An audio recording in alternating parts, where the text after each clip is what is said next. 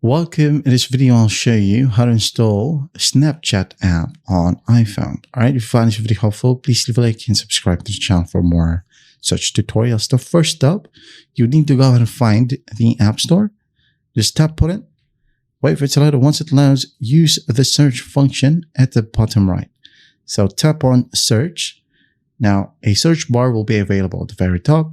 Just tap on it. And then just type down Snapchat.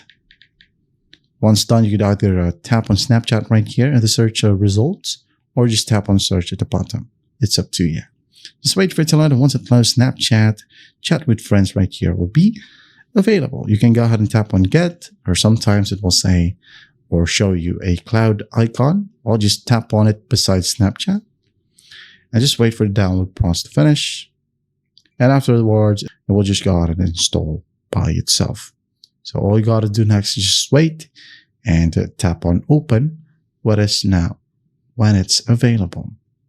All right. And that's how easy it is to install Snapchat app on an iPhone. I hope this video helps, and I'll see you in the next one.